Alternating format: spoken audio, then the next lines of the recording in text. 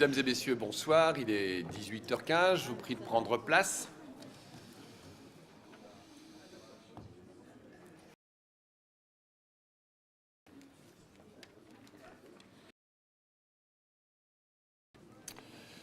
Je déclare ouverte cette séance du Conseil de communauté. Je vous propose de désigner Madame Séverine Vic. Madame Vic est-elle là? Madame Vic n'est pas encore là?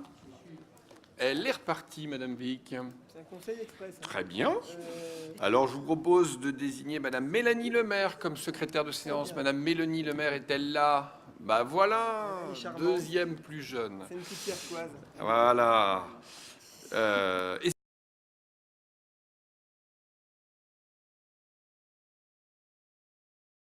des membres de notre Assemblée et donc demander à Madame Mélanie Lemaire, pour la première fois dans le cadre de ce mandat, la deuxième fois de ce mandat, d'assurer cette charge. Madame Lemaire, c'est à vous.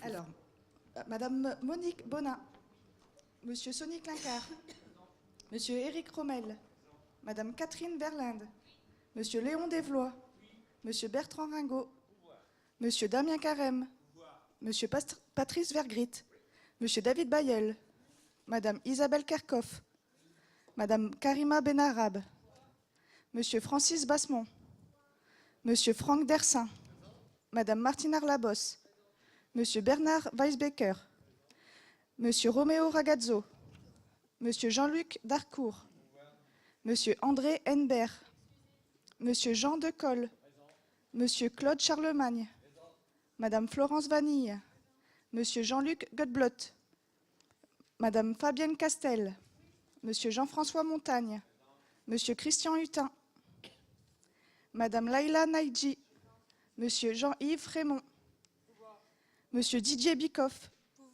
Monsieur Martial Beillard, Monsieur Bernard Monté, Monsieur Yves Maclive, Madame Sabrina Kelaf, Monsieur Bernard Faucon, Monsieur Jean-Philippe Titeka, Monsieur Pascal Lequien, Madame Isabelle Marchilly, Madame Isabelle Fernandez, Madame Josiane Algoët, Madame Barbara Bayeul-Rochard, Madame Mélanie Lemaire, présente, Madame Patricia Lessieux, présente. Monsieur Laurent Van Rechem, présent. Madame Martine Coudeville, Madame Annette Disselkamp, Monsieur Régis Douillet, Madame Nadia Farissi, Monsieur Guillaume Florent, Monsieur Guy Lecluse, Madame Marie-Pierre Cavroy, Monsieur Yves Panquin, Madame Stéphanie Perren, Madame Catherine Serré, Monsieur Alain Simon, Monsieur Gérard Gourville, Monsieur Michel Tomazek, Monsieur Frédéric Vanille, Madame Alice Varé, Madame Marjorie Éloi, Madame Séverine Vic, Madame Joëlle Croquet, Madame Claudine Dusselier, Monsieur Olivier Berthe, Madame Nicole Lustre, Monsieur Jean-Christophe Plaquet, Madame Marilyn Vandenbosch, Madame Claudine Barbier, Madame Laetitia Millois, Madame Martine Fortuit et Monsieur Philippe Emery. Merci, Madame Lemaire. Le quorum est atteint. Nous pouvons délibérer. Il y en a même qui ont plus de pouvoir que ce que l'on imagine. Ça arrive, ça c'est vrai. En préambule de ce conseil, je tiens tout d'abord à présenter mes plus sincères condoléances en votre nom à tous, à la famille, aux amis et collègues de Madame Catherine Bray, agent communautaire récemment décédée des suites d'une longue maladie. Catherine avait également travaillé pour la commune de Lonne-Plage, où elle occupait le poste de directrice générale des services. Donc toutes mes condoléances à sa famille, aux proches ainsi qu'aux agents communautaires qui, je le sais, ont été particulièrement affectés par son décès. L'actualité restante de notre territoire a d'abord été marquée par la venue de Madame Élisabeth Borne, ministre des Transports. Ce déplacement a eu lieu à l'occasion de l'installation du Conseil de coopération interportuaire de l'Axe Nord. Lors de cette rencontre, j'ai rappelé à Madame la ministre la dynamique de croissance de notre port et la nécessité d'un soutien fort de l'État, dans son rôle d'investisseur, bien entendu, mais aussi de régulateur. En effet, il revient notamment à l'État la responsabilité de veiller à l'application d'un principe d'équité entre les grands ports du range nord européen. Avec Franck Dersin, qui représentait la région, nous avons également évoqué, lors de ce Conseil interportuaire, la nécessité de lever les freins du développement du fret ferroviaire. Cette démarche s'avère essentielle si nous voulons régler les problèmes d'engorgement de nos axes autoroutiers et offrir de nouvelles opportunités logistiques à nos entreprises. Je profite de cette actualité portuaire pour présenter également, au nom de tous nos vœux de réussite à Madame Emmanuelle Verger, récemment nommée présidente du Conseil de surveillance du Grand Port maritime de Dunkerque. C'est la première fois à Dunkerque que nous avons une femme présidente du Conseil de surveillance. Ce n'est pas la première fois en France, puisque Le Havre a déjà connu une femme présidente du Conseil de surveillance, mais c'était jamais arrivé à Dunkerque. Au-delà des questions relevant du Conseil de coopération interportuaire, j'ai également évoqué auprès de Madame la Ministre plusieurs autres dossiers du Dunkerquois. J'ai notamment insisté sur l'importance stratégique de maintenir une desserte TGV de qualité entre Dunkerque et Paris, car aujourd'hui, la vision avancée par la SNCF pour les années qui viennent se révèle totalement inacceptable. Moins de trains directs, aucun trajet en moins de 2 heures, et tout ça à des horaires totalement inadaptés. Nous sommes revenus au temps des trains corail il y a 30 ans. Je dois rencontrer à nouveau la SNCF mi-mai pour de nouvelles propositions. Je vous tiendrai bien entendu informé de la teneur des échanges, et ce, dès le lendemain de notre rencontre. Mais je pense qu'il nous faudra sans doute en passer par un rapport de force. Et je compte sur vous tous, car je pense qu'il faudra se battre et probablement envisager des actions pour pouvoir obtenir gain de cause auprès de la SNCF. Autre sujet d'actualité, nous venons de déposer aujourd'hui même notre dossier de candidature à l'appel à projet Territoire d'innovation, anciennement dénommé TIGA. Avec les services communautaires, que je remercie pour leur travail sur le sujet, nous allons désormais préparer les auditions qui auront lieu en juillet pour une décision attendue en septembre. Il y a de la compétition, Notre candidature atteste de la volonté commune de toutes les forces vives du territoire d'accélérer ensemble l'adaptation de notre complexe industrialo-portuaire aux nouveaux enjeux énergétiques et environnementaux et de faire de Dunkerque un démonstrateur de l'industrie du XXIe siècle. S'il reste un territoire imprégné de la culture industrielle, le Dunkerquois est aussi engagé dans une politique de diversification économique. Je vous rappelle la stratégie des États généraux de l'emploi local. Parmi les nouvelles filières que nous impulsons, celle du numérique vient d'être mise en valeur par l'attribution du label French Tech, que nous partageons avec les autres territoires du littoral. Félicitations d'ailleurs à tous les acteurs de cette filière du numérique au sein de la Côte d'Opale. Dans le domaine de la pêche, depuis notre dernier Conseil, nous avons obtenu des réponses plutôt rassurantes pour nos artisans pêcheurs confrontés aux effets dévastateurs de la pêche électrique. En effet, le 13 février dernier, après plusieurs mois de négociations et une forte mobilisation des ONG et des élus locaux, et je vous en remercie, un accord a été trouvé au Parlement européen pour interdire la pêche électrique au 1er juillet 2021. Il s'agit là d'une décision vitale pour l'avenir de nos pêcheurs que nous avions appelée de nos vœux par le vote d'une motion sur le sujet. Nous restons cependant vigilants quant à sa mise en œuvre la plus rapide possible dans les eaux territoriales françaises. Vous savez que les États ont la possibilité d'accélérer, d'anticiper cette date. Toujours en lien avec la mer et les activités qui y ont trait, nous avons inauguré le 8 mars dernier, avec Dunkerque Marina et en présence de Thomas Ruyant, les nouveaux pontons du quai Ronarc'h. Aujourd'hui, une quarantaine de bateaux de grande taille peuvent y être accueillis. Nous positionnons ainsi notre agglomération comme une destination majeure pour le nautisme au nord de Paris. Pour répondre à la demande croissante, de nouveaux emplacements seront également aménagés quai des Hollandais dans les mois à venir. Dans le domaine de la solidarité, l'association carnavalesque des corsaires dunkerquois, le syndicat des dockers CNTPA et l'association des Antillais du littoral ont remis jeudi dernier un chèque de 5 000 € à la fondation du Dunkerquois solidaire. Ce chèque fait suite au succès rencontré par la première fête de la banane qui a eu lieu en novembre 2018. J'ai émis le souhait, avec tous les participants présents, co-organisateurs de l'édition 2018, au moment de la remise de ce chèque, que la communauté urbaine puisse s'engager pour la pérennisation de cet événement. Pour mémoire, la filière économique de la banane représente plus de 500 emplois pour le Dunkerquois. Dans le domaine de la santé, la nouvelle entrée du centre hospitalier de Dunkerque et sa rue publique, telle qu'elle est dénommée, ont été mises en service le 1er avril. Une amélioration indéniable des conditions d'accueil, bienvenue et appréciée des patients, de leurs familles et des salariés de l'hôpital. En matière de cadre de vie et après des décennies d'attente, la première phase de l'aménagement du lac de Tétéghem a débuté. Il va devenir, d'ici cet été, un bel espace de promenade pour les familles et les sportifs.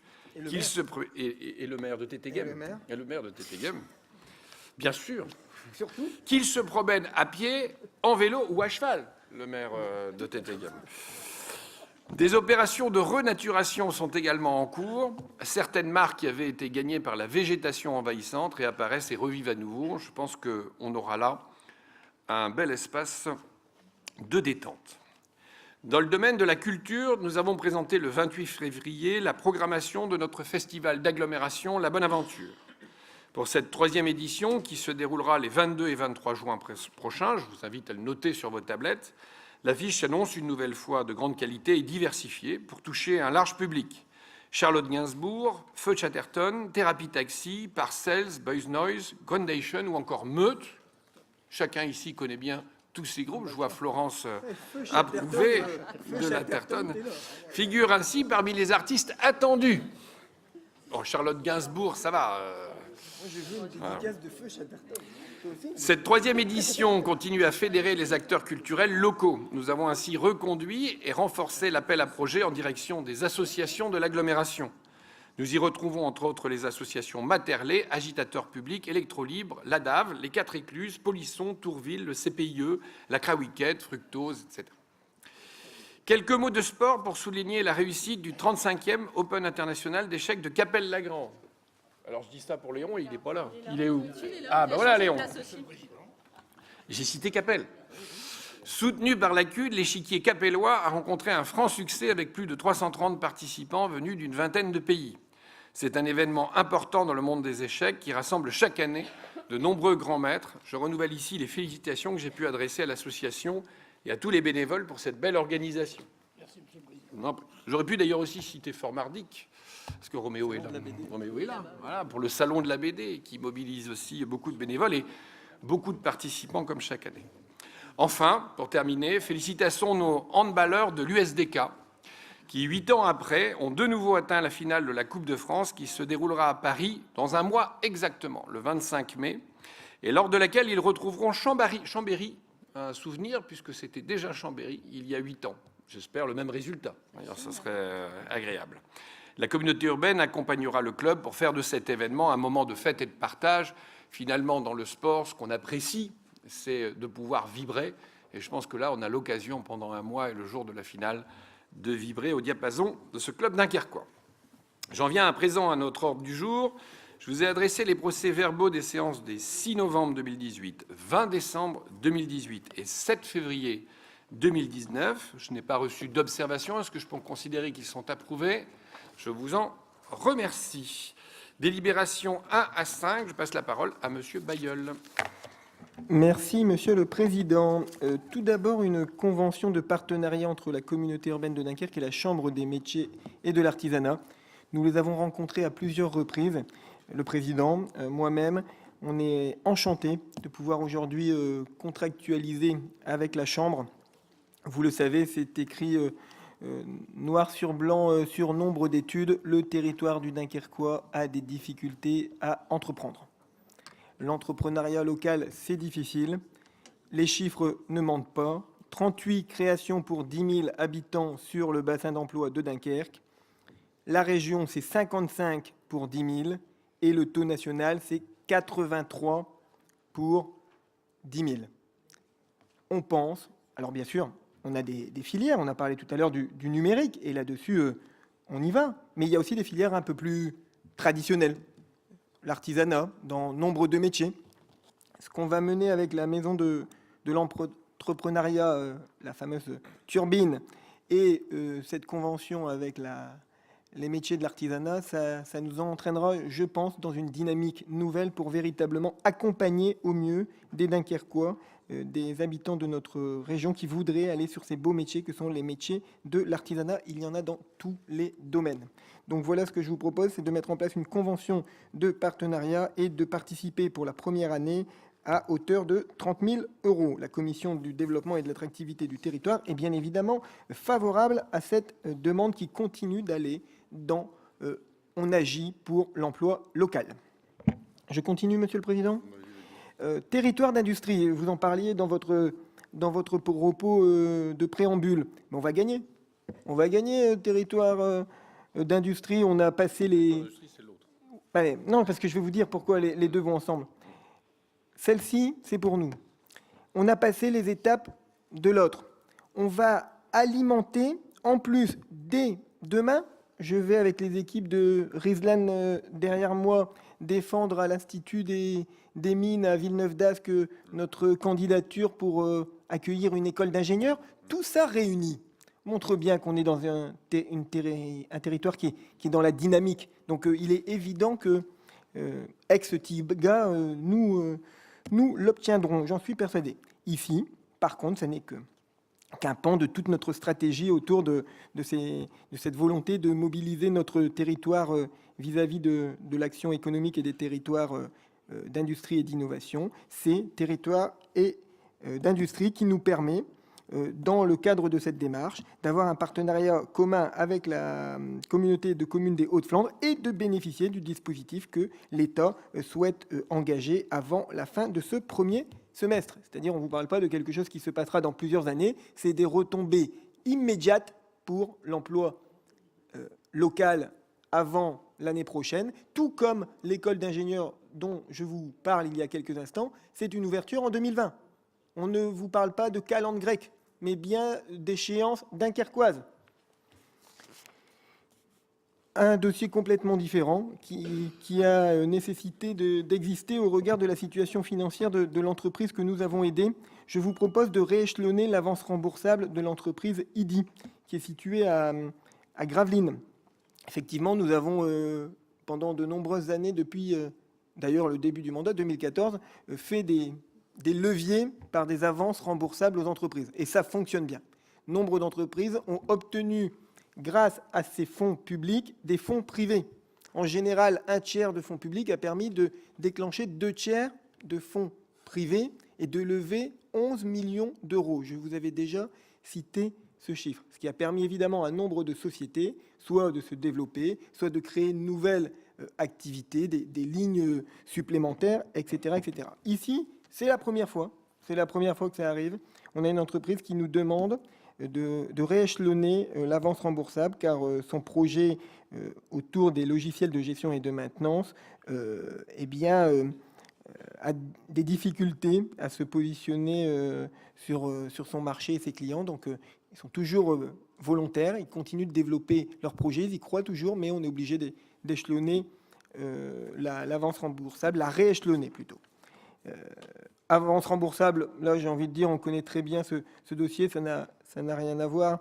C'est le travail qui a été fait depuis 2014-2015 avec le maire de Gravelines, avec le président de la communauté urbaine, avec le sous-préfet. Moi-même, j'ai pris part en tant que président de Dunkerque Promotion, sauvé à Ginomoto par le passé, qui s'appelle aujourd'hui Height Suite et qui nous demande également des éléments nouveaux et dans l'avance remboursable, parce que la société existe, elle continue de faire de l'aspartame les derniers en Europe, la dernière unité en Europe, mais elle rencontre les aléas, j'ai pu en débattre ici, les aléas d'un marché mondial très compliqué. Et enfin, la dernière, Monsieur le Président, qui n'a strictement rien à voir, mais qui fait partie de ma délégation, puisqu'il s'agit simplement de vous parler d'un petit avenant de prolonger la concession d'aménagement de la ZAC de l'écoparc du Banc Vert. Nous passerons l'avenant numéro 2 qui permet de contribuer à la suite du programme. Vous avez déjà entendu parler de ce programme, je vous l'ai déjà présenté assez longuement. Ce programme continue d'évoluer, il s'est plutôt bien rempli d'ailleurs, et je vous demande donc de prolonger la concession d'aménagement de 3 ans sans aucune participation communautaire supplémentaire, puisque nous sommes dans la dernière phase d'achèvement. Je vous remercie. Merci. Des remarques, des questions, Monsieur Emery? Oui, Monsieur le Président, une seule remarque concernant la délibération numéro 1, convention de partenariat entre la communauté urbaine et la Chambre des métiers et de l'artisanat. Nous avons bien entendu dans l'exposé par le rapporteur les difficultés liées à l'artisanat, enfin du fait qu'il y ait trop peu, selon vous et selon moi, d'artisans sur le territoire. Vous l'attribuez à l'histoire industrielle de la communauté urbaine. Je pense qu'il y a aussi des éléments liés à la fiscalité. Est-ce que vous avez en tête, en termes d'indicateurs, de résorber l'écart entre la fiscalité du territoire de la communauté urbaine qui est largement, mais alors largement plus élevé que la moyenne régionale et qui constitue un facteur qui n'est pas favorable à l'attractivité du territoire? Voilà, donc c'est la question sur de savoir si en termes d'axe stratégique, vous avez envisagé de baisser la fiscalité qui touche particulièrement les entreprises. Je vous remercie. Je réponds. S'il n'y a pas d'autres remarques, oui. Alors, la convention de partenariat que nous vous proposons a été co-construite avec les représentants de la Chambre des métiers et de l'artisanat. Pas une seule fois. Pas une seule fois, ces professionnels, lorsqu'ils nous ont rencontrés, nous ont évoqué toutes leurs difficultés de recrutement, leurs difficultés de former des jeunes, alors qu'ils sont demandeurs dans l'apprentissage, leurs difficultés de trouver dans la bourse des locaux disponibles des biens qui leur correspondent sur des axes qui leur correspondent. Pas une seule fois, je vous le dis, Monsieur Emery, pas une seule fois, la question de la fiscalité est apparue. Pourquoi ? Parce que aujourd'hui, ces entrepreneurs locaux, artisans, aiment d'abord leur métier et aiment d'abord leur région. Ils la défendent constamment, tous. J'en ai pas rencontré un seul qui, à un moment donné, dénigre le territoire sur lequel il repose. On le sait, Jean de Col, dans la campagne à proximité immédiate de la Belgique, le vit très bien avec des artisans. Nous le vivons sur nos territoires également. Et pas une seule fois, la question de la fiscalité n'a été un frein pour eux. La vraie question pour eux, elle est ailleurs. La vraie question pour eux, elle est comment j'amène demain des jeunes de notre population à ces métiers. Et donc, si je les amène, enfin, si nous les amenons à ces métiers, ils entreprendront. Ils entreprendront parce que l'artisanat, c'est un métier d'entrepreneur. Donc, on doit d'abord travailler là-dessus et en aucun cas imaginer qu'à un moment donné, ça serait une quelconque pesanteur fiscale qui empêche la création. Pas du tout. C'est véritablement une nécessité d'amener toute une partie de notre population habituée au salariat, et c'est normal, avec des grands groupes industriels, on est une terre d'industrie, on l'a dit, ou à des collectivités locales qui ont beaucoup embauché par le passé. Eh bien, aujourd'hui, tout en continuant de garantir l'emploi sur les métiers qui sont nos métiers traditionnels, tout en continuant de garantir l'emploi sur de nouvelles filières, on l'a vu avec le tertiaire, on le voit avec le numérique, on veut également aller aider l'artisanat pour que cette fois-ci, les artisans obtiennent des possibilités auprès de jeunes ou de moins jeunes pour reprendre leur activité, pour développer notre activité, pour transmettre. C'est le mot qui est revenu des dizaines de fois dans nos échanges, pour transmettre leur savoir artisan. Merci, Monsieur Bailleul. D'ailleurs, personne ne conteste que la dynamique d'emploi aujourd'hui est repartie sur le territoire dunkerquois et on peut s'en féliciter. Un mot d'ailleurs, j'avais envie de rebondir sur la délibération numéro 2, parce que je veux remercier également l'ensemble des acteurs économiques de l'agglomération qui se sont mobilisés. Et je veux rappeler notre stratégie d'ensemble.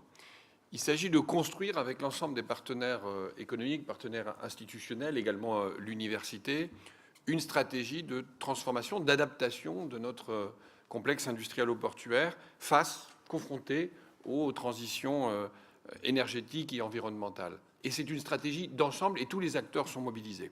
On se retrouve régulièrement dans ce qu'on a appelé d'ailleurs, en termes barbares, le COMEX-TIGA, d'ailleurs, c'est comme ça qu'on l'a appelé, mais ça nous permet de travailler ensemble et d'élaborer toute une liste d'actions.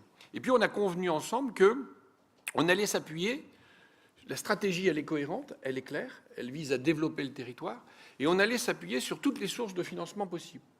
Donc ici, nous sommes candidats à territoire d'innovation, ce qu'on appelait TIGA. Donc on a déposé le dossier aujourd'hui, qui nous permettrait d'ailleurs d'avoir au moins une dizaine de millions d'euros, si ce n'est plus, pour soutenir un certain nombre d'actions.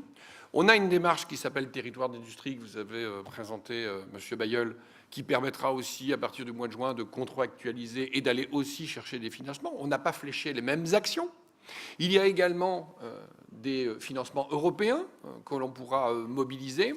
Mais tout ça fait partie d'une stratégie d'ensemble du territoire qui a le même objectif: développer notre industrie et l'adapter aux nouvelles contraintes. Donc vous pouvez parfois voir des dispositifs différents, territoire d'industrie, territoire d'innovation, des financements européens, mais tout ça, à Dunkerque, est au service d'une même stratégie, et ça permet simplement d'aller chercher des financements à différents endroits. Et donc ça, je veux vraiment le rappeler, parce que c'est assez rare de voir sur un territoire cette capacité à ne pas courir le financement, et que ce soit le financement, finalement, qui dirige notre façon de raisonner et de construire notre stratégie pour l'avenir. Délibération numéro 1, qui est contre, qui s'abstient. 2, qui est contre, qui s'abstient. 3, qui est contre, qui s'abstient. 4, contre, abstention. 5, contre, abstention. Très bien. Je passe la parole à Monsieur Clincard pour la délibération numéro 6.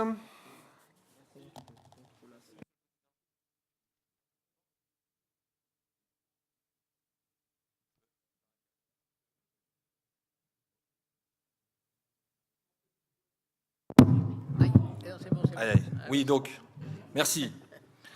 Alors, délibération que pourrait aussi présenter mon collègue et ami Franck Dersin, hein, puisque nous avons ensemble accompagné ce comité de pilotage l'année dernière ici en communauté, qui débouche justement sur la présentation ce soir de cette candidature Destination pour tous, marque nationale, et qui s'inscrit aussi dans les propos que vous venez de tenir tour à tour, David et vous, Président, sur la stratégie à avoir pour notre territoire.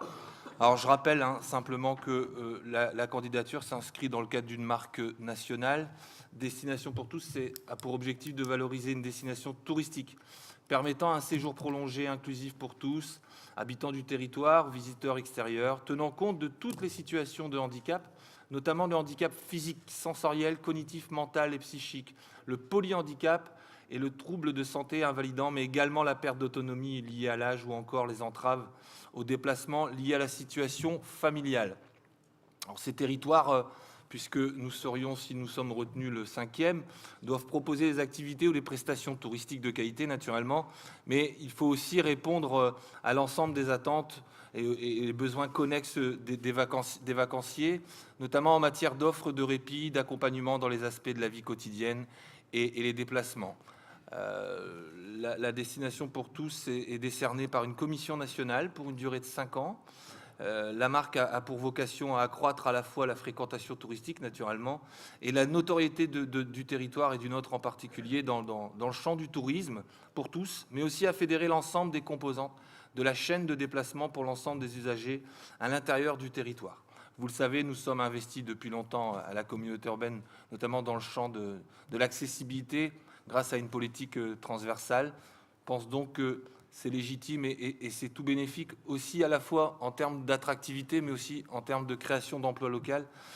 Cette candidature s'inscrirait dans le cadre aussi d'une 4e dimension territoire national labellisée après Bordeaux, Amiens et Ballaruc-les-Bains. Alors naturellement, la commission développement équilibré du territoire a émis un avis favorable à l'unanimité.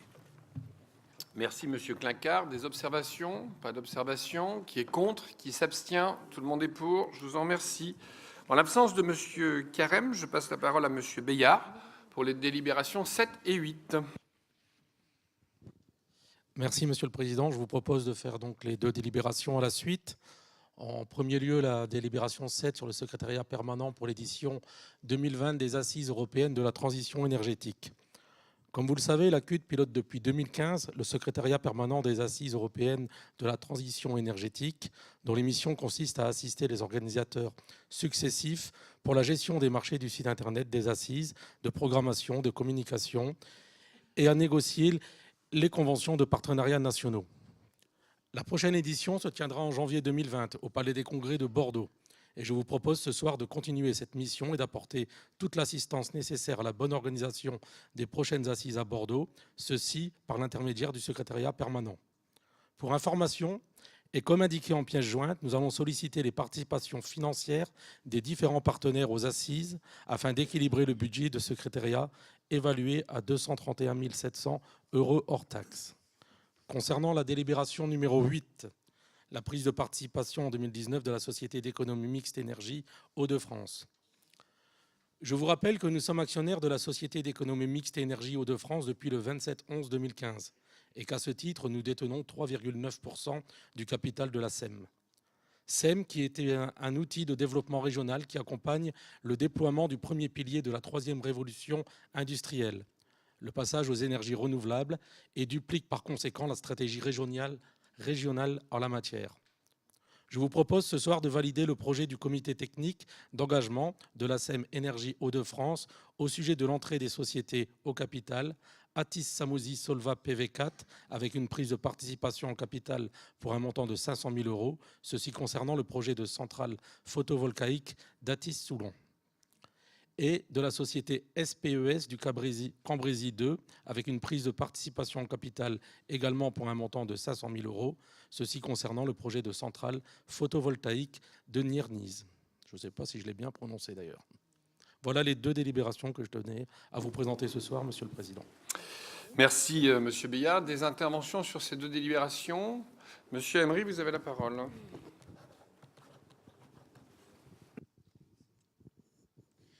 Oui, Monsieur le Président, c'est une remarque que je vous ai déjà faite et qui me semble avoir peut-être plus d'actualité dans cette période où on parle beaucoup de conflits d'intérêts.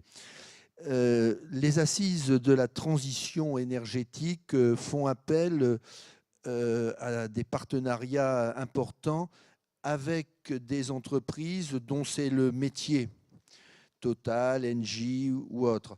Et donc, en termes de discours qui est tenu, en termes d'impartialité, de l'expertise qui est apportée, il y a une vraie difficulté parce que je conçois bien que ces entreprises soient partenaires, elles sont néanmoins juges et parties, et dans ce dialogue et dans le rapport qu'il y a avec ces entreprises qui sont des grands donneurs d'ordre, est-ce que nous disposons de l'expertise nécessaire pour apporter, quand il le faut, les correctifs à un discours qui forcément peut être orienté en faveur des intérêts commerciaux de ces entreprises?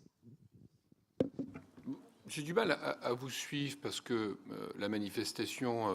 dans la manifestation au moment des assises, je pense que vous êtes déjà venu, chacun s'exprime. Il y a des intérêts publics qui s'expriment. Cette année, nous avions eu le ministre François de Rugy qui avait exprimé la parole de l'État. Il ne s'est pas senti lié, à mon avis, par n'importe quel grand groupe financeur de la manifestation.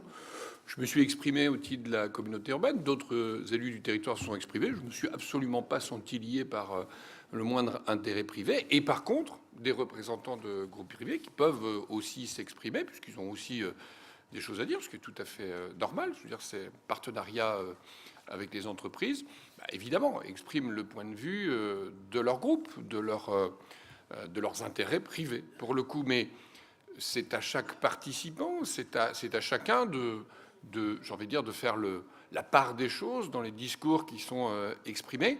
En tout cas, c'est pas la participation financière à l'organisation des assises qui pèse sur le discours de ceux qui viennent. Je vous dis, par exemple, je reviens à mon exemple, le ministre qui s'est exprimé, c'est pas parce que Engie mettra une participation sur les assises que ça modifiera son discours. Donc je ne pense pas que ce soit une incompatibilité, je vois pas de souci là-dessus. Ce serait évidemment une incompatibilité si c'était conditionné à des actions, mais là, en l'occurrence, c'est qu'à chaque fois des expressions et des expressions libres. Voilà, j'ai du mal à vous suivre dans votre propos, mais on aura l'occasion d'échanger si vous souhaitez le préciser. Allez-y, redonnez la parole à monsieur Emery. La question que je pose, Monsieur le Président, c'est la question de l'expertise.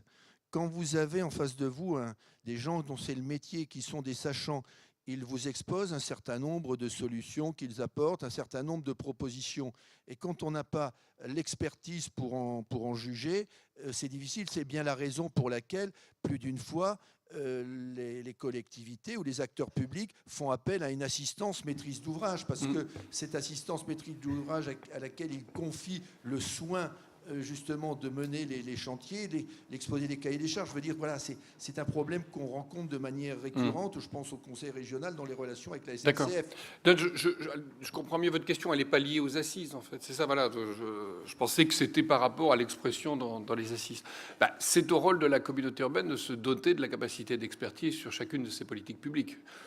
Très sincèrement, je ne vais pas brosser dans le sens du poil les serviettes, sur ces problématiques que nous évoquons là, je suis très satisfait de la qualité de l'ingénierie à la communauté urbaine, je dois le dire. Il y a des services de grande qualité dans ces domaines, et nous avons une expertise, un véritable recul. Regardez, la dernière fois, ici même, nous avions repoussé une convention, justement, précisément, parce que notre analyse n'était pas celle du grand groupe. Je ne veux pas le reciter, mais on a repoussé à plus tard une discussion et une convention et un accord, précisément parce que notre expertise vis-à-vis de ce grand groupe n'était pas, j'ai envie de dire, conforme à nos attentes en matière d'intérêt général. Donc, comme quoi, c'est la preuve, la dernière fois, qu'il y a un niveau d'expertise à la communauté urbaine qui me semble tout à fait satisfaisant. Alors, il peut arriver dans certaines collectivités locales.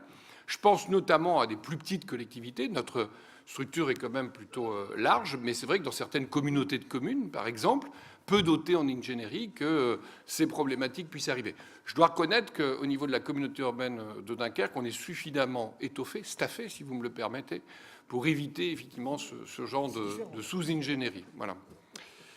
Je vous propose de passer au vote sur la délibération numéro 7, qui est contre, qui s'abstient. Délibération numéro 8, qui est contre, qui s'abstient. Tout le monde est pour, je vous en remercie. Monsieur Montagne, délibération 9 à 11.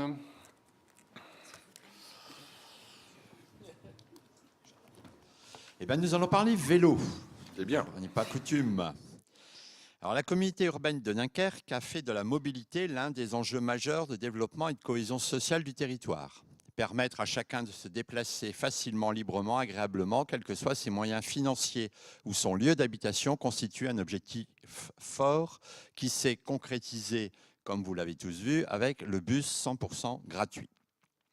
D'autres actions, comme le plan de rattrapage de voirie par exemple, ont également amélioré la qualité des déplacements sur les territoires communautaires. Dans une agglomération concernée par la qualité de l'air, le développement des modes actifs est un enjeu particulièrement important. Les qualités, avantages et déplacements à vélo ne sont plus à rappeler. Pour toutes ces raisons, les élus de la communauté urbaine ont décidé en 2018 de lancer l'élaboration d'un plan en faveur du vélo avec l'ambition de développer cette pratique. En lien avec la refonte du PLUI-HD, cette consultation a permis de dégager les principales attentes des habitants, mais aussi les besoins spécifiques liés à chaque usage.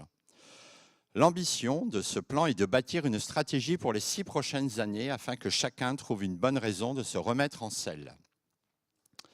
C'est le cas de le dire. Tout le monde avait bien vu le jeu de mots, j'espère. Pour répondre à cet objectif, le plan vélo territorial de la communauté urbaine de Dunkerque comporte 5 axes majeurs. Le premier, développer les itinéraires continus, fluides, confortables, à partir d'un schéma directeur vélo élaboré avec les partenaires et les communes. Nous avons identifié une vingtaine de liaisons qui seront étudiées en termes d'opportunités, de faisabilité et de coûts. En parallèle, nous allons continuer la cohabitation des différents modes de déplacement avec l'amélioration et la poursuite des zones 30 au sein des quartiers, le développement des sas vélos, de CD de passage, de double sens cyclable et la révision des priorités vélos aux intersections de manière à rendre les parcours vélos plus fluides, plus confortables et plus sûrs. Deuxième point, améliorer l'offre de stationnement. La mise en service de l'abri sécurisé de la gare, que personne, cette mise en service, j'espère, n'a échappé à personne, y compris la nuit. Tout le monde voit de quoi je veux parler. Ces nouveaux équipements viennent compléter l'offre libre proposée par les communes sur l'espace public et répondent aux craintes des usagers en matière de vol. Troisième point, développer les outils et les services. La mise en place des vélos en libre service en 2013 a permis de donner un nouvel élan. La communauté urbaine de Dunkerque engagera une réflexion générale sur le devenir de ce service, de manière à tenir compte du fonctionnement et de l'évolution des usages. Quatrième point, soutenir les initiatives et mieux communiquer, c'est-à-dire poursuivre son soutien aux associations du territoire œuvrant pour la promotion du vélo, la sensibilisation des habitants et l'apprentissage. Cinquième point, suivre et évaluer les actions et aménagements en mettant notamment en place avec les associations représentatives un groupe de validation des plans projets et des visites sur site permettant de capitaliser les expériences. Chaque année, un bilan annuel et les perspectives seront présentés et proposés aux élus et partenaires du territoire. Donc, de nouveau, demandons donc ce soir d'approuver le contenu du plan vélo territorial 2019-2025. Alors, est-ce que je passe au point suivant? Je passe au point suivant qui sont un peu moins glamour, il faut bien le dire. Si, tu verras. La communauté urbaine de Dunkerque est membre du syndicat mixte intermodal régional des transports, créé en 2009 et qui rassemble l'ensemble des autorités organisatrices de transport du Nord et du Pas-de-Calais. Son objet est de favoriser l'intermodalité, d'harmoniser et de coordonner l'organisation des transports de personnes sur le territoire régional. Le comité syndical du syndicat mixte Hauts-de-France Mobilité a modifié ses statuts par délibération du 20 décembre 2018 et ceux-ci doivent être approuvés par les membres. Les modifications statutaires ont pour objet d'acter le retrait des départements du Nord et du Pas-de-Calais du syndicat mixte à la suite du transfert à la région de leurs compétences en matière de transport routier. En effet, le dernier arrêté préfectoral du 1er octobre 2018 portant modification statutaire du syndicat mixte Hauts-de-France n'avait pu acter ce retrait faute de délibération des collectivités concernées, dans la mesure où le département du Nord a délibéré sur son retrait le 19 novembre 2018 et celui du Pas-de-Calais le 5 novembre 2018. Les statuts peuvent désormais être modifiés en ce sens. Il est donc proposé au Conseil d'approuver les nouveaux statuts du syndicat mixte intermodal régional des transports. Dernière délibération, la 11. La convention pour l'exploitation en délégation de services publics du réseau de transport public urbain liant la communauté urbaine de Dunkerque et la société de transport de Dunkerque et Extension STDE, l'autorité organisatrice, est tenue de valider le budget prévisionnel du délégataire pour permettre le paiement des avances mensuelles. Ce prévisionnel a été validé au cours du Conseil du 20 décembre 2018. Il s'avère que 2 erreurs ont été constatées dans cette délibération. Alors, une première erreur de report du montant d'une des options prévues à l'avenant numéro 6, dont vous trouverez les chiffres dans la délibération. Et la deuxième erreur, le paiement mensuel de la CFF, c'est-à-dire la contribution financière et forfaitaire, et de la compensation tarifaire ainsi que la facturation de la redevance d'usage sont de 1/8 et non de 1/9. Dans ces conditions, je vous avais dit que ce n'était pas glamour, hein, il convient de procéder au paiement des acomptes mensuels de la contribution financière et forfaitaire et de procéder au paiement des acomptes mensuels de la contribution financière et forfaitaire sur la base d'un 8e et non d'un 9e. Et je vous propose donc d'adopter cette délibération corrective sur le bilan prévisionnel. J'en ai terminé, Monsieur le Président. Très bien, très très bien. Des interventions sur les délibérations 9 à 11 ? Monsieur Dersin, allez-y. Oui, simplement, Monsieur le Président, une précision par rapport à ce que vous avez dit dans vos propos liminaires sur les TGV. Alors, vous savez que la région n'est pas compétente en matière de TGV, même si elle gère des TER-GV. D'ailleurs, c'est la seule région de France à gérer des TER-GV.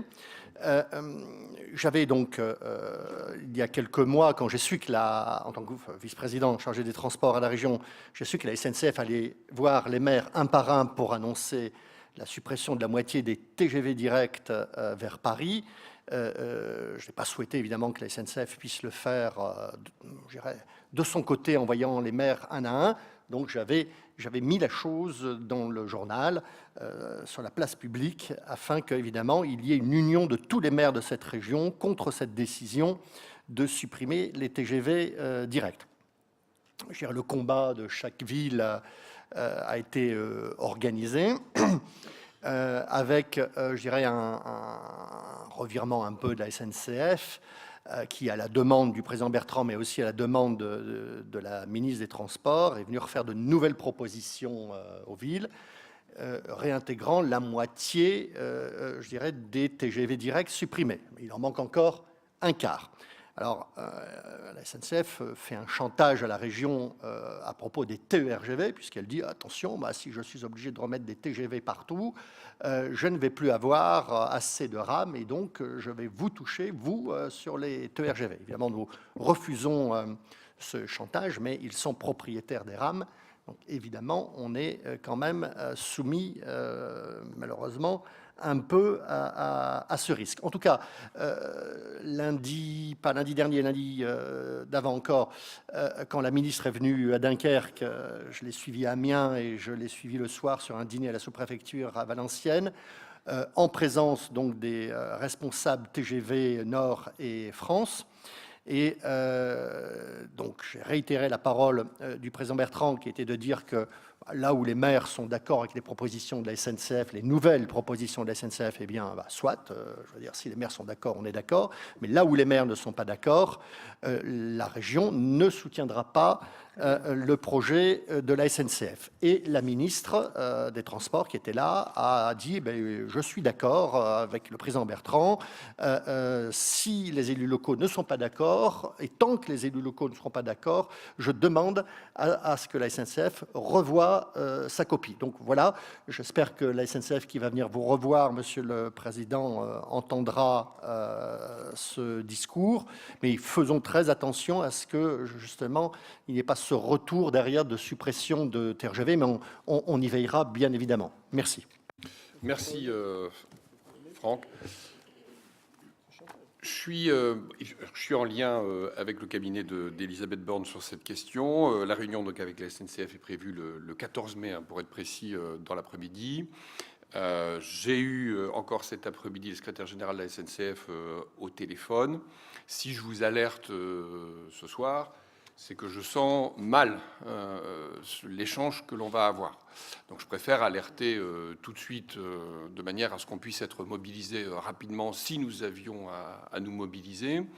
Je pense qu'un choix stratégique, et c'est ce que j'ai dit à Elisabeth Borne, me gêne à partir du hub d'Arras, parce que la grande difficulté à laquelle on serait confronté, c'est non seulement des arrêts à Lille pour les trains directs, mais des arrêts à Arras.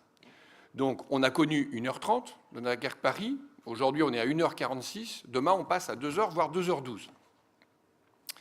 Et évidemment, en termes d'attractivité du territoire, en termes d'attractivité pour notre politique touristique, la politique de congrès, en termes d'implantation économique, tout ça, évidemment, a des conséquences fâcheuses.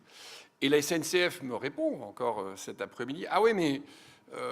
nous, on compte un voyageur égale un voyageur. Je dis oui, mais l'attractivité et l'aménagement du territoire, ça compte. On est en train de se battre, on remet la dynamique du bassin industriel en route, une dynamique positive sur le plan économique, et derrière, on se prend un coup de massue avec un plus grand éloignement de Paris.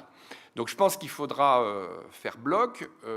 C'est pour ça que je vous alerte aujourd'hui. Si j'étais rassuré, je ne le ferais pas. J'attendrai évidemment le 14, mais je ne suis pas rassuré.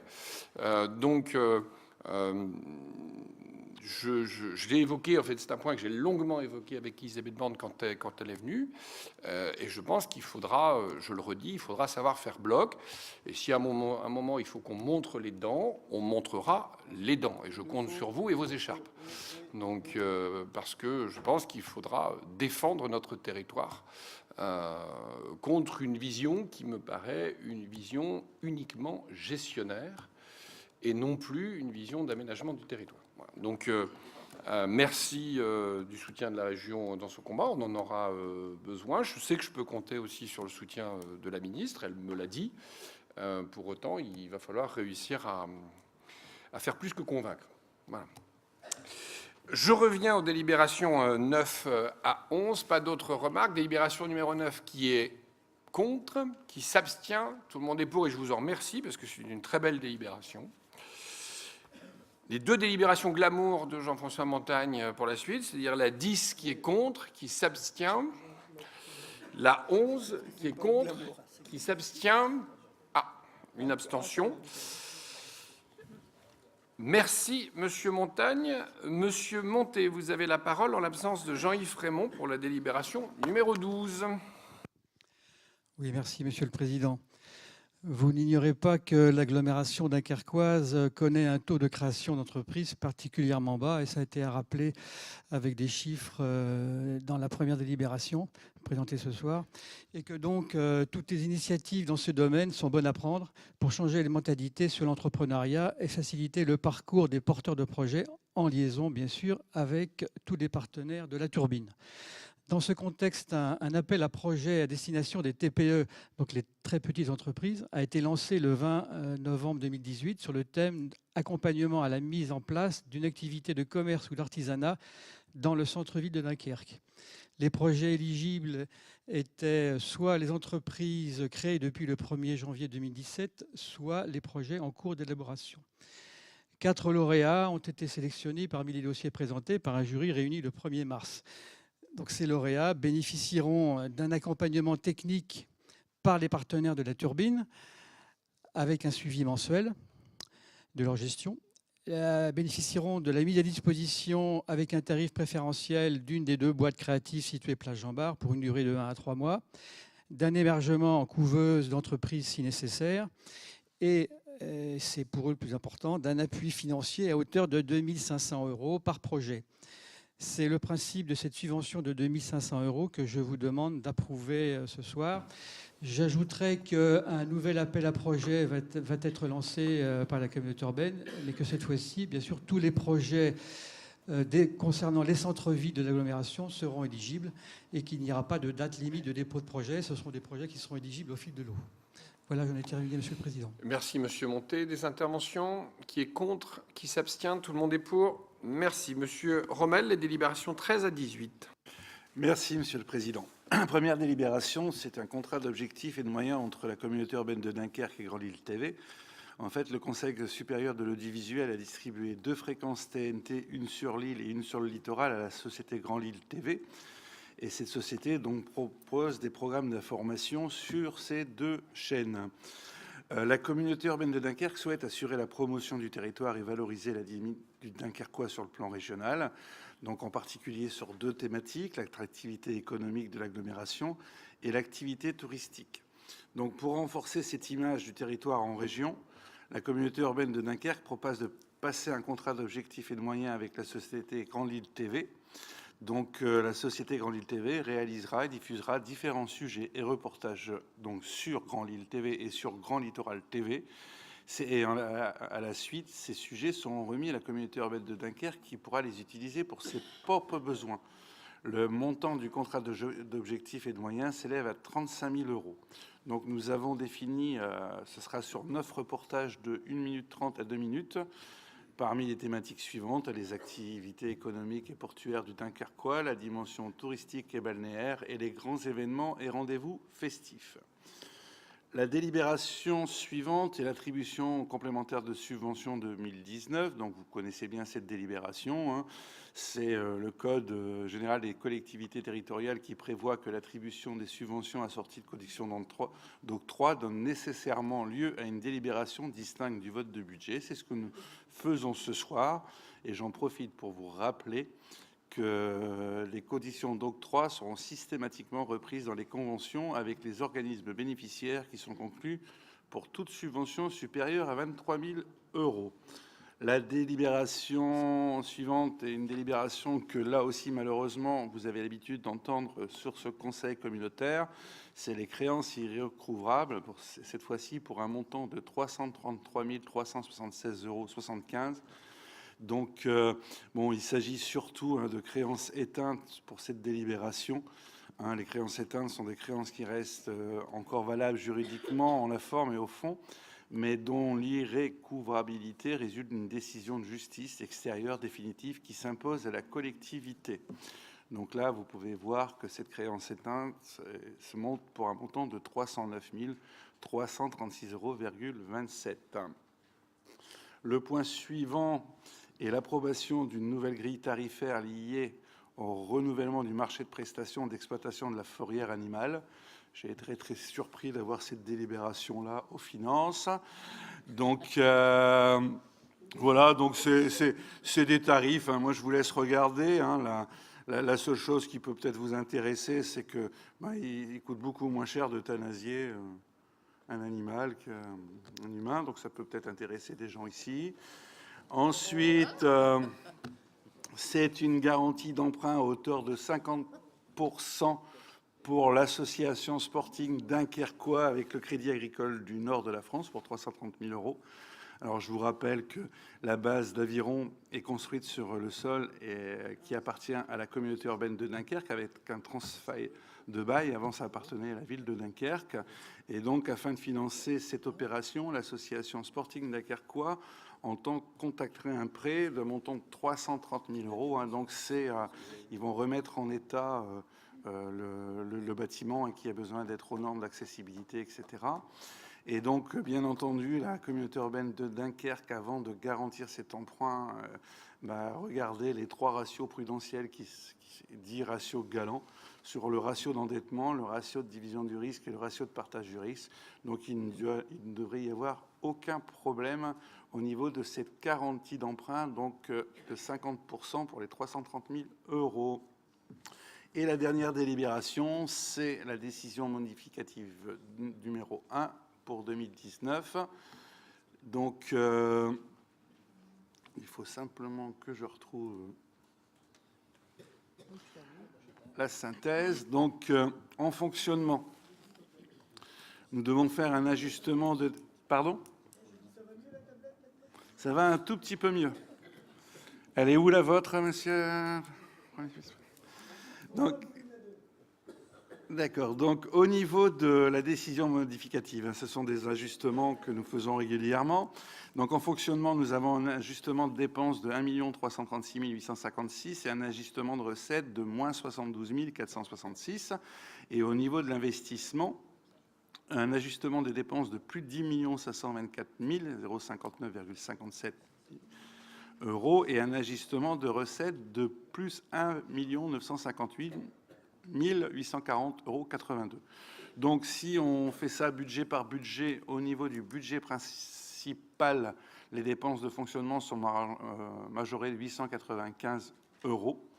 Vous retrouvez là les 300 000 euros d'admission en non-valeur liés à l'avance remboursable, donc Aquanor.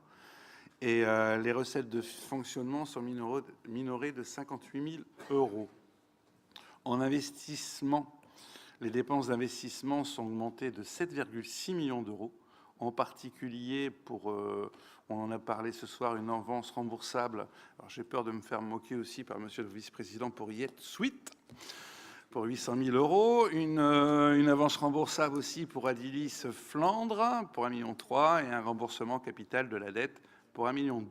Et les recettes d'investissement sont ajustées de 1,9 million d'euros, avec en particulier donc 1,3 million d'euros d'avance remboursable à Adulis.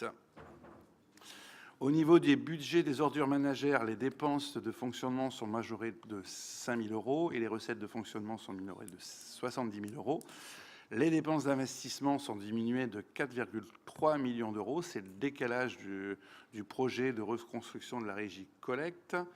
Et les recettes d'investissement augmentent de 2500 euros. Donc, compte tenu de ces ajustements en fonctionnement et en investissement, l'emprunt pourra être diminué de 4,3 millions d'euros. Pour le budget assainissement, des dépenses de fonctionnement majorées de 103 000 euros, des recettes majorées de 53 000 euros, des dépenses d'investissement majorées de 1,2 million d'euros, et donc un emprunt qui sera majoré de 1,3 million d'euros. Au niveau du budget transport, des dépenses de fonctionnement augmentées de 133 000 euros et des recettes de fonctionnement de 2,8 000 euros. En dépenses d'investissement, elles sont augmentées de 6 millions d'euros. C'est en particulier pour l'opération DK+, ainsi que l'acquisition de midibus électriques. Donc, compte tenu de ces ajustements, l'emprunt sera augmenté de 6 millions d'euros. Pour le budget GEMAPI, pas grand-chose, hein, donc simplement des dépenses d'investissement qui sont diminuées de 83 000 euros, et donc on pourra revoir à la baisse l'emprunt de 83 000 euros en ce qui concerne le budget de la ZAC de Lonne-Plage. Pour l'instant, rien à signaler à part 200 000 € d'acquisition foncière supplémentaire comptabilisée. Voilà, je crois que j'ai fini. Bravo. Merci, Monsieur Rommel. Des interventions sur ces délibérations 13 à 18. Monsieur Emery, vous avez la parole. Oui, Monsieur le Président, Monsieur le Vice-président, lors de la dernière commission ressources administration, j'ai demandé si on pouvait nous communiquer le coût, même en analytique, de Corsair TV, de la Web TV de la communauté urbaine. Je n'ai pas reçu de réponse, donc je vous renouvelle cette demande. Et simplement vous indiquer, Monsieur le Président, qu'il y aura un vote d'abstention sur les 14, 15 et 18. Je vous remercie. Merci. Je vous propose donc de passer au vote. Excusez-moi, Monsieur le Président. Oui, les services tu voulais ajouter ? Oui, les services me précisent que le travail est en cours, hein, et donc il devrait pouvoir être remis au moment du compte administratif la prochaine fois. Oui. Alors, sur la délibération numéro 13, contre, abstention, 14 contre, abstention, 15 contre, abstention, 16 contre, abstention, 17 contre, abstention, 18 contre, abstention. Merci. Madame Kerkhoff, la délibération numéro 19. Une magnifique délibération, puisqu'il s'agit de la création d'un service commun de défense contre la mer. Donc, le pôle métropolitain d'Acropolis était engagé depuis son origine dans la lutte contre la submersion marine et la gestion du trait de côte sur le littoral Nord-Pas-de-Calais. Sous l'impulsion de l'État et de la région, une cellule technique littorale avait été créée en 2012 pour mutualiser les actions contre la submersion marine et l'érosion côtière et disposer bien évidemment d'une ingénierie spécialisée. Or, depuis 2016, la communauté urbaine a pris la compétence GEMAPI, que vous connaissez tous maintenant, mais qui comprend également dans cette compétence GEMAPI la défense contre la mer. Donc, cette compétence était également exercée par le PMCO et d'autres collectivités du PMCO. J'ai perdu ma page, excusez-moi. D'autres collectivités membres du PMCO exercent également cette compétence depuis le 1er janvier 2018. Donc, le comité syndical du PMCO, le 29 novembre 2018, a donc proposé de maintenir la vocation de sa cellule technique, mais de créer à partir de cette base un service commun de défense contre la mer, sur lequel ses membres, bien évidemment, pourraient s'appuyer pour exercer leurs compétences. Donc, ce service commun serait placé auprès du PMCO et les EPCI suivantes y adhéreraient, donc la communauté de communes de la région d'Audruic, la communauté de communes de la Terre des Deux Caps, la communauté d'agglo du Boulonnais et bien évidemment la communauté urbaine de Dunkerque. Ce service commun, dans lequel la GEMAPI aura la charge de deux grandes missions, réalisation des études générales et des études ponctuelles sur les ouvrages, en collaboration avec les communautés et les communes, et l'assistance aux EPCI pour la préparation et la réalisation de leurs travaux de défense contre la mer. Ce service commun serait composé de 3 agents. Il serait financé par une contribution des collectivités adhérentes établie selon des principes de solidarité. En fonction de ce critère, la contribution de la communauté urbaine de Dunkerque se monterait à hauteur de 64%, ce qui représente pour l'année 2019 un montant de 383 229,14 €.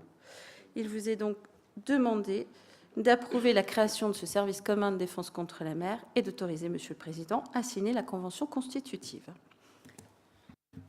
Merci. Une belle logique de mutualisation à l'échelle intercommunale. Y a-t-il des interventions? Monsieur Emery, allez-y. C'est simplement puisqu'il y aura une abstention sur la délibération 19. Nous en avions déjà parlé lorsque la taxe GEMAPI a été appliquée. Il y a un désengagement de l'État. Je pense que vous-même, vous le contestiez, mais la loi s'impose.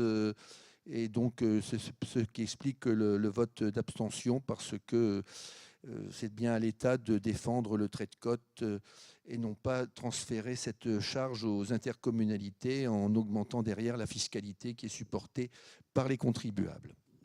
Je ne contestais pas ça, Monsieur Emery. Je l'ai dit, il s'agit effectivement d'un transfert de charge de l'État sur, je veux dire, de la solidarité nationale vers la victime. Je l'ai dit quand on avait abordé la question de la GEMAPI. Je n'ai pas du tout contesté ça. Ce que je trouve pas inintéressant quand même, c'est que c'est quand même plus efficace. C'est-à-dire, on l'a vu sur la digue des Alliés.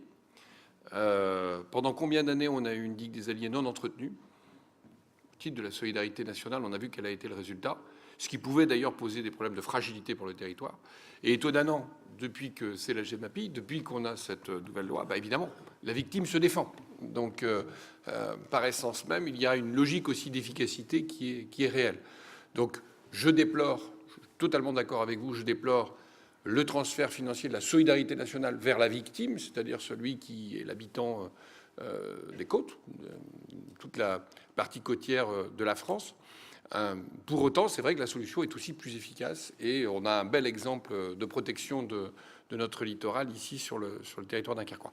Là, on parle d'autre chose, c'est-à-dire ceci étant dit, la question c'est comment on s'organise au niveau des collectivités locales. Et l'idée, vous siégez au PMCO, vous le savez, l'idée c'est de se dire, finalement on est confronté aux mêmes problématiques, l'ensemble des intercommunalités littorales du pôle métropolitain de la Côte d'Opale.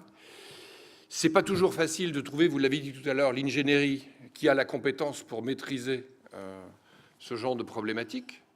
Et donc, si effectivement on crée une ingénierie commune, en fait c'est ça, de manière à éviter à la CUD d'avoir notre ingénierie, imaginez la communauté de communes, la région d'Audruic, devoir se doter d'une ingénierie en capacité d'aborder ces sujets-là, je pense qu'elle aurait beaucoup de mal à le faire. Et donc, le fait d'avoir une ingénierie commune à l'échelle de ces intercommunalités permet de mutualiser, de faire des gains pour ce qui nous concerne, et aussi permettre à l'ensemble des intercommunalités de pouvoir s'appuyer sur une ingénierie de qualité. On revient à la première question que vous avez posée, la question de l'ingénierie. Il manque Grand Calais Terre et Mer. Je le regrette. Pour l'instant, c'est en réflexion. C'est pas encore complètement acté que Calais... Grand Calais Terre et Mer, c'est le nouveau nom de la communauté d'agglomération du Calaisis. Je ne les espère pas. Je sais que Natacha Bouchard va venir très prochainement sur le Dunkerquois. On va pouvoir échanger sur la question du transport public gratuit. Je pense qu'on abordera aussi cette question. Et je pense que si on pouvait avoir une ingénierie mutualisée qui aille effectivement de Boulogne à Brédune, en passant sur l'ensemble de la côte, ça permettrait d'avoir une vraie efficacité, il me semble, à cette échelle. Voilà, c'est ça l'idée. L'idée, c'est vraiment une logique de mutualisation pour avoir une ingénierie performante, faire des économies d'échelle, en fait, tout simplement. Donc, sur la délibération numéro 19, qui est contre, qui s'abstient, je vous en remercie. En l'absence de Madame Benarab, je passe la parole à Madame Farissi pour la délibération numéro 20. Merci, Monsieur le Président. Cette délibération concerne le projet de CODER, convention de partenariat et de reversement entre la communauté urbaine de Dunkerque et la Maison de l'Europe. En 2018, la Commission européenne a lancé un appel à projets dans le cadre du programme Soutien aux actions d'information sur la politique de cohésion de l'Union européenne, afin de soutenir des projets de communication sur l'impact des fonds européens sur les territoires. La communauté européenne de Dunkerque, en partenariat avec la Maison de l'Europe, a répondu à cet appel à projets en proposant de mutualiser leurs savoir-faire respectifs pour mettre en place, du 1er avril 2019 au 31 mars 2020, un plan de communication ciblé destiné au grand public.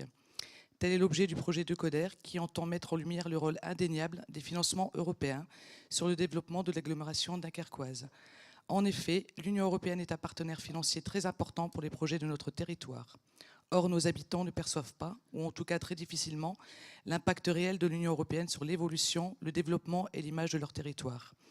Le projet de CODER a été retenu par la Commission européenne. Parmi les 25 projets lauréats, 90 projets ont été déposés. Il bénéficie d'une subvention globale de 162 640 € attribuée pour l'ensemble du projet, pour une durée de 12 mois, à répartir entre la CUD, 98 440 €, et la Maison de l'Europe, 64 200 €. La communauté urbaine de Dunkerque, en tant que chef de file du projet, doit élaborer une convention de partenariat et de reversement avec la Maison de l'Europe. La délibération présentée permet d'autoriser le président à signer cette convention qui s'inscrit dans le cadre des obligations vis-à-vis de la Commission européenne. Merci. Des interventions? Une intervention? Allez-y, monsieur.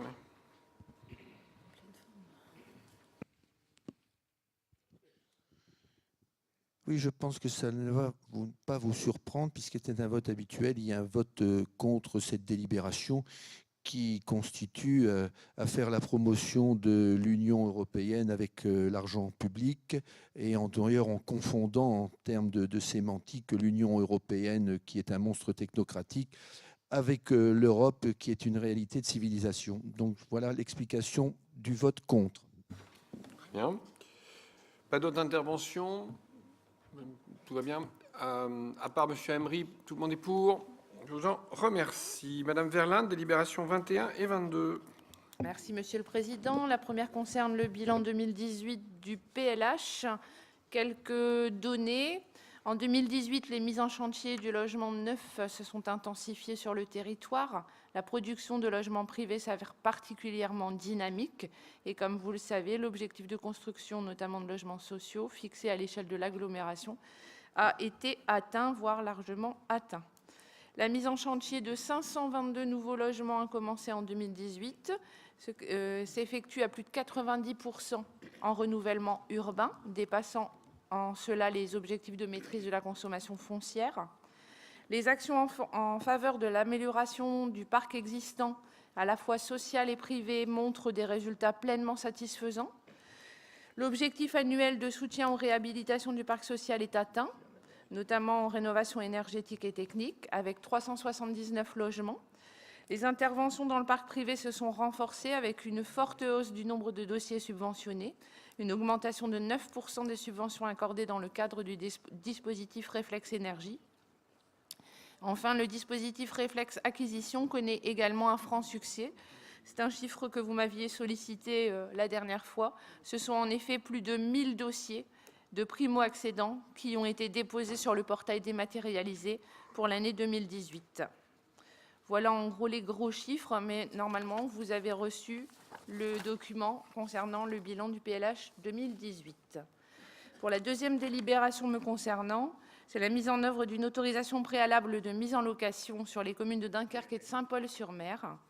La loi ALUR a doté les collectivités de nouveaux outils à même d'amplifier la lutte contre l'habitat indigne, notamment la déclaration de mise en location expérimentée sur la communauté urbaine entre 2008 et 2013, et l'autorisation préalable de mise en location, mesure plus contraignante pour les propriétaires bailleurs, car elle les oblige à des démarches administratives préalablement à l'entrée d'un locataire dans les lieux. Les villes de Dunkerque et de Saint-Paul-sur-Mer ont souhaité s'emparer du second dispositif, l'autorisation préalable, pour le mettre en œuvre sur une partie de leur territoire désignée dans les projets de délibération. Le dispositif prévoit conformément aux dispositions réglementaires le retrait d'un formulaire à l'hôtel communautaire, à la direction du logement de la ville de Dunkerque ou au service aménagement urbain de la ville de Saint-Paul-sur-Mer. Le dépôt du formulaire renseigné déclenche l'ouverture d'un délai d'1 mois au cours duquel il appartiendra à la puissance publique de réaliser une visite du logement et d'accorder ou non au propriétaire l'autorisation de sa mise en location. Tout refus doit être motivé et préciser la nature des éventuels travaux ou aménagements à réaliser. L'absence de réponse vaut autorisation tacite. Ce dispositif entrera en vigueur donc 6 mois après le vote de cette délibération en Conseil, soit le 1er novembre prochain. Ce délai permettra d'engager une communication adaptée auprès des propriétaires, des notaires, des agences immobilières concernées. Il permettra aussi d'engager le développement d'une solution dématérialisée qui facilitera les démarches de retrait et de dépôt des formulaires. Pour d'autres communes, la réflexion se poursuit autour du déploiement de ce dispositif ou d'autres dispositifs mobilisables, comme la déclaration de mise en location ou l'autorisation de division. Elle pourrait aboutir à la proposition d'une délibération au Conseil communautaire d'ici la fin de l'année. Voilà, Monsieur le Président. Merci. Des interventions? Délibération numéro 21. Qui est contre? Qui s'abstient? Tous les autres pour. 22. Qui est contre? Qui s'abstient? Je vous en remercie. Monsieur Westbecker, pour terminer, l'ordre du jour, les 23 et 24. Merci, Monsieur le Président. Alors, la 23 est assez simple. La 24 est un peu plus trapue, mais on va essayer de la faire synthétique. La numéro 23, la région des Hauts-de-France, qui est compétente en matière de lycée, en particulier le lycée Guy Debert, ainsi que les logements de fonction qui sont attenants sur le site de Neptune, constitué sur un solde d'assiette cadastrale 19 322 566 854, 855 et 857 pour une superficie totale de 20 227 m² qui appartiennent à la communauté urbaine. Le lycée Guy Debert et les logements étant en fonction, il convient désormais de régulariser cette situation et de céder pour l'euro symbolique ce sol d'assiette à la région Hauts-de-France. Voilà pour la délibération 23. Alors la 24. Le comité syndical du syndicat mixte du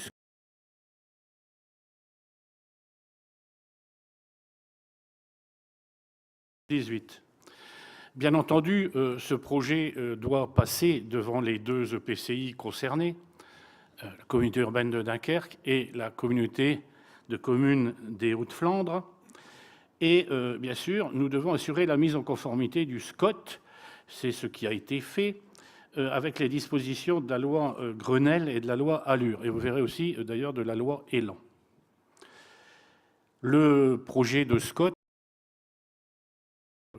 concerté, vous y avez, pour un bon nombre d'entre vous, participé, mais il y a eu aussi une mise à disposition du public, alors au siège du syndicat mixte, dans les EPCI, sur le site Internet. Le dossier de consultation a été complété à chaque phase de révision et il y a eu un registre d'observation qui a été proposé. Nous avons également, évidemment, nous sommes passés par les médias concernés régionaux, La Voix du Nord, Le Phare, le Journal des Flandres, sur le site Internet du syndicat mixte. Et il y a eu également de nombreuses organisations de réunions de concertation thématiques et de réunions publiques, d'ailleurs à égalité sur les deux EPCI concernés. Alors, je vous passe évidemment tout ce qui concerne les pièces du SCOT, vous les connaissez. Le document d'orientation et d'objectifs, le DO, constitue un volet opposable et celui-ci se structure en trois axes, organiser donc un territoire attractif, adapter le territoire au changement climatique pour établir des équilibres environnementaux et avoir un territoire solidaire. Voilà les trois grands objectifs. Ce DOO s'apposera après son approbation définitive aux documents locaux d'urbanisme. Pour nous, le PLUI HD.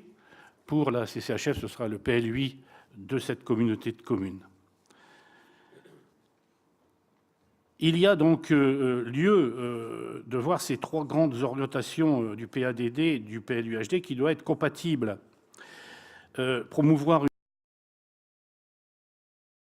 une agglomération vertueuse de proximité et innover pour l'emploi dans un territoire en transition économique. Mais pour autant, l'adoption définitive de la loi Elan et la prise en compte d'activités existantes sur certains espaces protégés amènent la communauté urbaine de Dunkerque à formuler des observations d'ores et déjà. La communauté urbaine de Dunkerque propose que le SCOT Flandre des secteurs urbanisés qui sont cités dans la loi Elan, les secteurs suivants. La maison d'accueil spécialisée de la Dunopin, située sur la commune de Givelde, l'hôpital maritime et la ferme Nord, située sur la commune de Zuidcote. Il y a lieu également de prendre en compte des activités existantes et projetées sur l'espace protégé numéro 9, constitué du marais de la Briqueterie et du lac de Tétéghem. Sur ce secteur protégé, la communauté urbaine de Dunkerque propose de tenir compte de la présence d'une aire d'accueil des gens du voyage et d'une activité de production agricole gérée par une structure associative ne disposant pas de statut agricole. Par ailleurs, pour permettre le développement touristique de ce secteur, le projet inscrit dans le projet PLUHD arrêté, la communauté urbaine de Dunkerque propose de retenir la formulation suivante. Des équipements touristiques et récréatifs d'animation et d'hébergement pourront être réalisés à la condition qu'ils ne gèrent pas de nuisances ou d'altération du milieu naturel et du paysage. Voilà, Monsieur le Président, j'essaie de faire vite. Donc le SCOT, qui doit être arrêté par la communauté urbaine dans son état actuel, est complété par ces deux dispositions que je viens d'énumérer. Merci, Monsieur Westbecker. Je rappelle pour tout le monde, bien entendu, que la présentation du SCOT a fait l'objet de nombreuses réunions mais aussi d'une commission spécifique, de manière à préparer, bien entendu, ce conseil pour tous ceux qui souhaitaient y siéger. Est-ce que sur les délibérations 23 et surtout 24, il y a des interventions?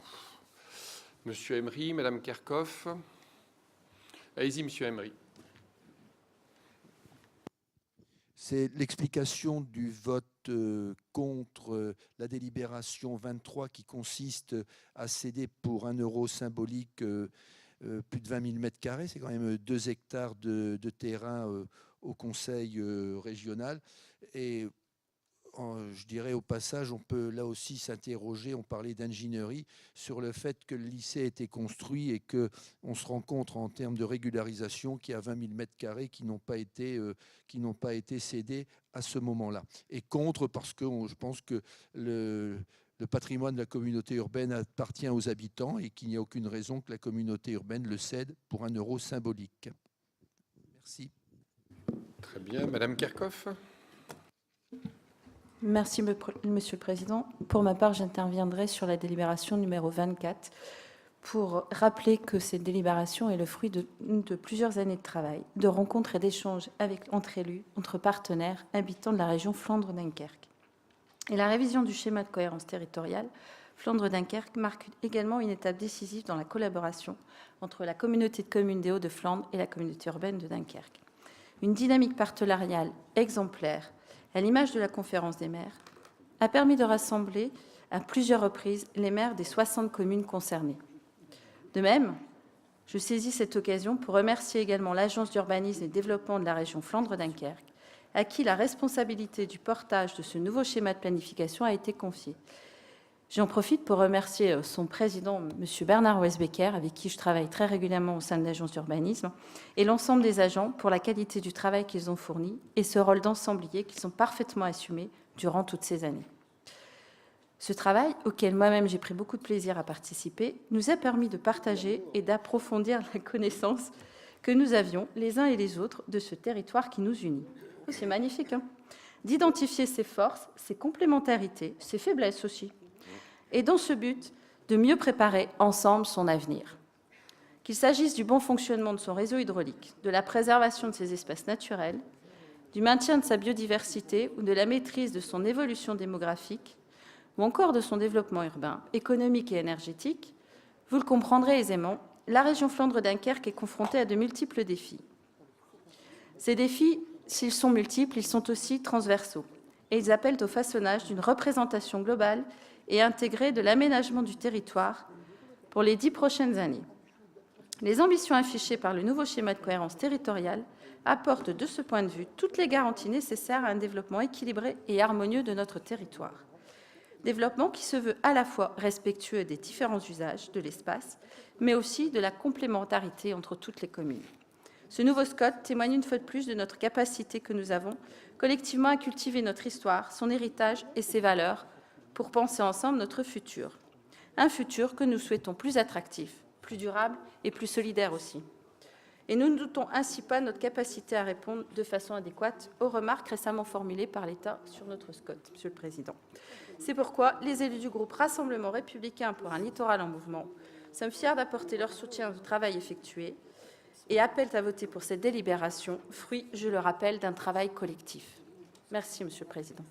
Merci, Madame Kerkhoff. C'est vrai que c'est un énorme travail qui a été fourni. Vraiment, je veux saluer tous les élus qui ont participé. Déjà, Bernard Wesbecker en tête, les élus également de la CCHF.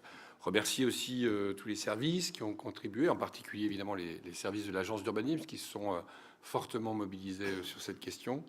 La population parfois ne perçoit pas toujours ce travail souterrain en fait qui est fait pour préserver le caractère de notre territoire, permettre son développement, et pourtant il est considérable et il permet de faire aussi avancer notre territoire. Donc merci à tous ceux qui ont contribué. Délibération numéro 23, qui est contre, qui s'abstient. 24, qui est contre, qui s'abstient.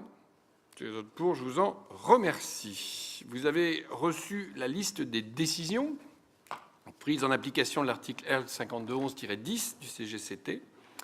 Est-ce qu'il y a des observations auxquelles nous répondrions par écrit? Pas d'observation. Je vous en remercie. Nous en avons terminé avec notre conseil. Je vous souhaite une bonne soirée. Le prochain conseil devrait se tenir théoriquement le 20 juin. Oui, bonne soirée. Puis je pense qu'il y a un petit pot. Il y a un petit pot. Il y a un petit pot de l'autre côté, comme d'habitude. Voilà. Merci à vous.